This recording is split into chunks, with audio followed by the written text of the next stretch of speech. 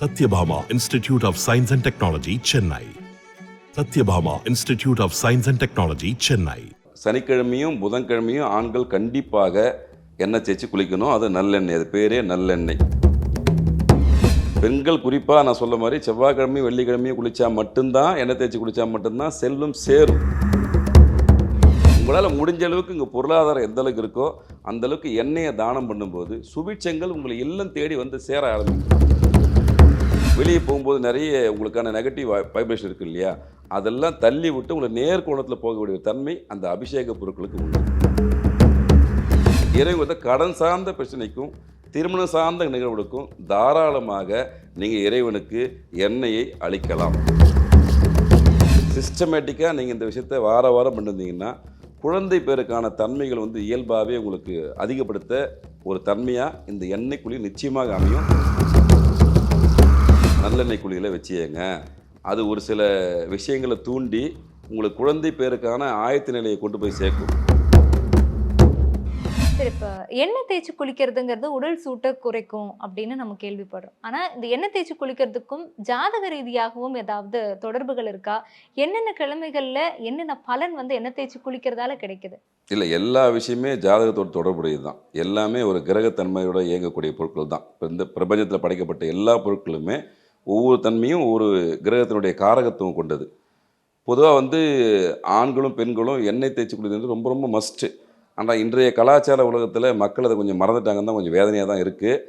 பொதுவாக ஆண்கள் பொதுவாக சொல்லுவாங்க இல்லையா, சனி நீராடுன்னு சொல்லுவாங்க. சனிக்கிழமையும் புதன்கிழமையும் ஆண்கள் கண்டிப்பாக எண்ணெய் தேய்ச்சி குளிக்கணும். அது நல்லெண்ணெய், அது பேரே நல்லெண்ணெய். பெண்கள் வந்து செவ்வாய்க்கிழமையும் வெள்ளிக்கிழமையும் குளிக்கணும், எண்ணெய் போட்டு தலைக்கு குளிக்கணும்.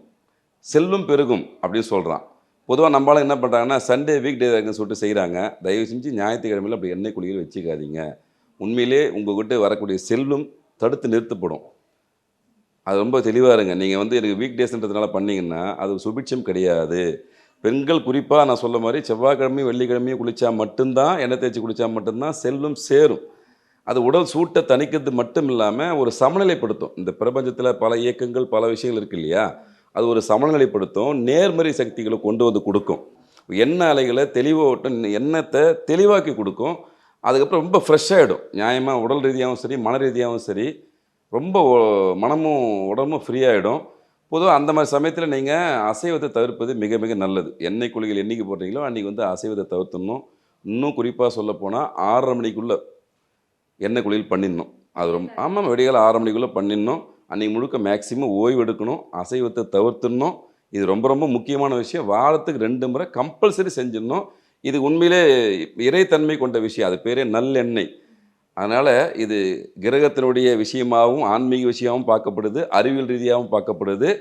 ஒரு நல்ல வைப்ரேஷனை உங்களுக்குள்ள உருவாக்குற தன்மையை இந்த எண்ணெய் குளியல் நிச்சயமாக கொடுக்கும். இப்போ இந்த எண்ணெய் குளியல் வந்து இந்த கிழமைகளில் பண்ணணும் அப்படின்னு சொல்லியிருந்தீங்க. இப்போ நம்ம பொதுவாகவே கோவிலுக்கு போகும்போது குளிச்சுட்டு தான் போனோம். ஆனால் அந்த எண்ணெயை தேய்ச்சி குளிச்சுட்டு போகிறதுனால ஏதாவது தெய்வங்களுக்கும் நமக்குமான லட்சுமி கடாட்சம் பெண்களுக்கு குறிப்பாக லட்சுமி கடாட்சம். ஆண்களுக்கு அந்த சுறுசுறுப்பு தன்மை, எளிதும் முடிவெடுக்கக்கூடிய தன்மை இருக்கும்.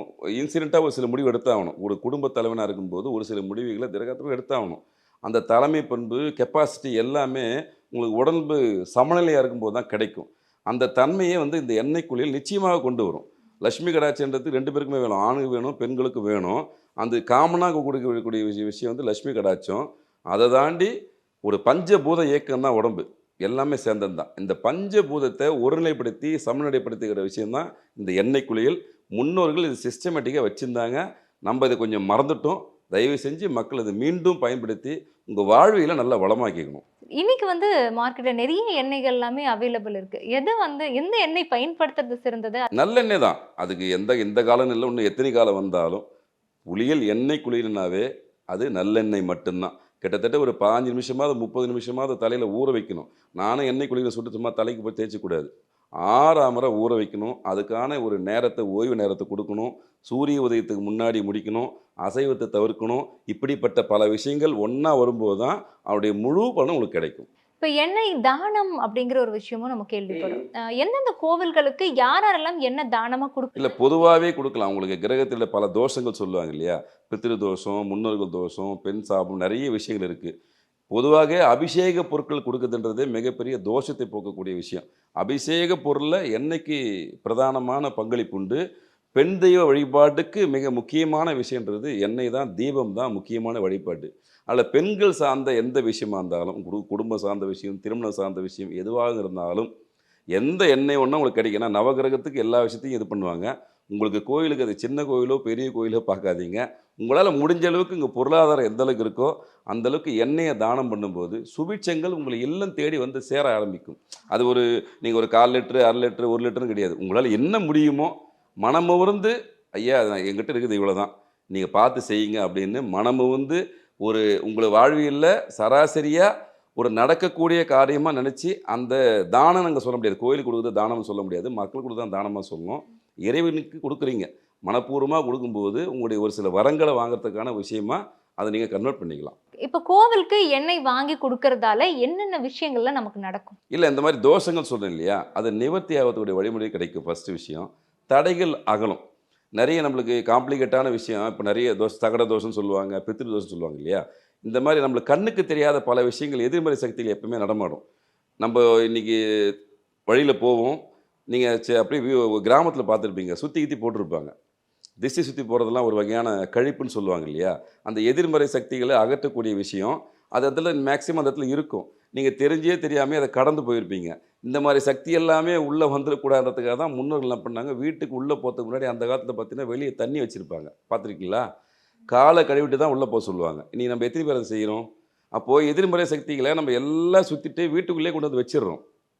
அந்த மாதிரி முதல்ல அந்த நெகட்டிவ் வைப்ரேஷன் போனோன்னா நியாயமாக காலை கழுவிட்டு தான் உள்ளே போகணும். அதனால் கோயிலில் போனோன்னு என்ன பண்ணுவாங்க பார்த்தீங்களா, நீங்கள் காலை கழுவிட்டு தான் உள்ளே போக சொல்லுவாங்க. ஏன்னா நல்ல சக்தியை உள்வாங்க போகிறீங்க, எதிர்மறை சக்தி வெளியே போகணும். அந்த மாதிரி இந்த மாதிரி அபிஷேக பொருட்களை நீங்கள் இறைவனுக்கு கொடுக்கும்போது இறைத்தன்மையோடு கொடுக்குற பொருட்கள் தான் கொடுக்குறீங்க. அப்போது அதை பிளெஸ்ஸிங் பண்ணி உங்களுக்கான இந்த வெளியே போகும்போது நிறைய உங்களுக்கான நெகட்டிவ் வைப்ரேஷன் இருக்குது இல்லையா, அதெல்லாம் தள்ளி விட்டு உங்களை நேர்கோணத்தில் போகக்கூடிய தன்மை அந்த அபிஷேக பொருட்களுக்கு உண்டு. இப்போ பரிகாரம் அப்படிங்கிறப்ப நிறைய விதமான பரிகாரங்கள் இருக்கு. எண்ணெய் வைத்து ஏதாவது பரிகாரங்கள் இருக்கா? இந்த பிரச்சனை இருக்கக்கூடியவங்க எண்ணெயை யாருக்காவது ஒருத்தருக்கு தானமாக கொடுக்கலாம் அப்படின்னும். இல்லை, 2 விஷயத்துக்கு தாராளமாக பண்ணலாம். திருமண தடைகளுக்கும் கடன் தொழில்களுக்கும் தாராளமாக கொடுக்கலாம். ஆனால் என்னென்னா, நீங்கள் அவங்களுக்கு கொடுக்கும்போது இந்த விஷயத்துக்காக தரேன்னு சொல்லிட்டு கொடுக்கக்கூடாது. உங்களுக்கு பரிகாரமாக போகிறது நாளைக்கு அவங்களுக்கு பிரச்சனையாக போகும்ல. நம்ம அதுக்காக தான் சொல்கிறோம், இறைவன்கிட்ட கொடுத்துருங்கன்றோம். இந்த மாதிரி பொருட்களை இப்போ உணவுப் பொருட்கள் தானமாக கொடுக்குறீங்க, வேறு ஒரு பொருட்களை வாங்கி கொடுக்குறீங்க. நாங்கள் ஒரு சில பரிகாரம் சொல்லுவோம், காது கேட்காதவங்களுக்கு காது மிஷின் வாங்கி கொடுங்க, கண் பார்வையற்றவர்களுக்கு கண்ணாடி வாங்கி கொடுக்க சொன்னால் அது பரிகாரம் நேரடியாக அவனுக்கு பலன் கொடுக்கும். ஆனால் இந்த மாதிரி பொருட்கள் கொடுக்கும்போது உங்களுக்கு அது பரிகாரமாக போகும்போது அவங்களுக்கு கஷ்டமாக போயிடும். தயவுசெய்து அந்த மாதிரி செய்யாதீங்க. அதை இறைவனுக்கு கொடுத்துருங்க. அந்த பொருட்களை அபிஷேக பொருட்களை எண்ணெயோடு சேர்த்து இறைவன் கொடுத்த கடன் சார்ந்த பிரச்சனைக்கும் திருமணம் சார்ந்த நிகழ்வுகளுக்கும் தாராளமாக நீங்கள் இறைவனுக்கு எண்ணெயை அளிக்கலாம். ஆனா மக்களுக்கு கொடுக்கக்கூடாது இல்லைங்களா? கொடுக்கலாம், பட் நீங்கள் எப்படி அதை ரெக்கக்னைஸ் பண்ணிக்குவாங்க? நீங்கள் இப்போ ஒரு கோவில் திருவிழா நடக்குதுன்னா தாராளமாக எடுத்துன்னு கொடுங்க. அந்த மாதிரி சமயத்தை பயன்படுத்தியாங்க. திருவிழா நடக்குது, ஊரில் நல்ல விசேஷமான நிகழ்வு நடக்குது, இல்லை ஒரு திருமணம் நடக்குது, அவங்களுக்கு உங்கள் ரிலேட்டிவ் திருமணம் நடக்குதுன்னா இந்த பொறுப்பை நான் ஏற்றுக்கிறேன்ப்பா, அது என்ன செலவாக நான் ஏற்றுக்கிறேன் அப்படி பண்ணிட்டீங்கன்னா அவங்க பேர்டன் கம்மியாகவும் ஒரு பிளஸ்ஸிங் கிடைக்கும். நேரடியாக என்னுடைய கர்மாவை கழிக்கிறதுக்காக என்னுடைய தோஷத்தை கழிக்கிறதுக்காக கொடுக்கும்போது அது நமக்கும் சங்கடம், அவங்களுக்கும் சங்கடம். இப்போ எண்ணெய் தேய்ச்சி குளிக்கிறது அப்படின்னாலே ஏதாவது பண்டிகை நாட்களில் குறிப்பாக தீபாவளி வந்ததுன்னா எண்ணெய் தேய்ச்சி குளிக்கணும் அப்படின்னு சொல்கிறாங்க. அது அப்போ மட்டுமே பண்ணப்படுது. ஆனால் இதோடைய உண்மையாக நீங்கள் இதை பண்ணீங்கன்னா இந்த விஷயம் நடக்கும் அப்படின்னா என்னது? உடல் சூட்டை தணிக்கிறது மட்டும் இல்லாமல் இல்லற வாழ்க்கைக்கும் ரொம்ப சுபிட்சமான தன்மையை கொடுக்கக்கூடியது தான் எண்ணெய். அது தேவையான விஷயம் கூட. இன்றைய இளைஞர்களுக்கும் பார்த்தீங்கன்னா தலை தீபாவளிக்கு எண்ணெய் தேய்ச்சி குடிப்பாங்க, நீங்கள் பார்த்துருப்பீங்க. இந்த மாதிரி விஷயங்களுக்கு எல்லாமே உடல் ரீதியான விஷயத்துக்கும் மன ரீதியாகவும் தேவைப்படும். குறிப்பாக அந்த குழந்தை பேர் சம்பந்தமான விஷயத்துக்கும் உடல் ஒரு சமநிலையில் இருக்கணும். ஆனால் திருமணம் மாணவர்கள் குறிப்பாக இந்த மாதிரி ஆண்களாக இருந்தாலும் சரி பெண்களாக இருந்தாலும் சரி சிஸ்டமேட்டிக்காக நீங்கள் இந்த விஷயத்தை வார வாரம் பண்ணிருந்தீங்கன்னா குழந்தை பேருக்கான தன்மைகள் இயல்பாகவே உங்களுக்கு அதிகப்படுத்த ஒரு தன்மையாக இந்த எண்ணெய் குழி நிச்சயமாக அமையும். ஆனால் திருமணமான நண்பர்கள் தயவு செஞ்சு ஆணாக இருந்தாலும் பெண்ணாக இருந்தாலும் இதை பயன்படுத்தி குழந்தை பேருக்கான ஒரு வழிமுறையை நீங்கள் உருவாக்கிங்க. இல்லை, பொதுவாக அந்த இல்லற வாழ்க்கைக்கு இது ரொம்ப தேவைப்படும். ஆணாக இருந்தாலும் பெண்ணாக இருந்தாலும் குழந்தை பேருன்றது ரொம்ப முக்கியம். அப்போ உடலில் ஒரு சில விஷயங்கள் கரெக்டாக இருக்கணும். ஆனால் திருமணமான நண்பர்கள் யாராக இருந்தாலும் வாரத்துக்கு 2 முறை கண்டிப்பாக நல்லெண்ணெய் குழியில் வச்சுங்க. அது ஒரு சில விஷயங்களை தூண்டி உங்களுக்கு குழந்தை பேருக்கான ஆயத்த நிலையை கொண்டு போய் சேர்க்கும். இது மருத்துவ ரீதியாகவும் நிறைய இடத்துல சொல்லப்பட்ட விஷயம், நம்ம ஆயுர்வேதத்தில் சொல்லியிருக்காங்க. ஆனால் தாராளமாக திருமணமான அன்பர்கள் யாராக இருந்தாலும் நீங்கள் வாரத்துக்கு 2 முறை இந்த நல்லெண்ணெய் தேய்ச்சி குளிச்சு பாருங்கள்.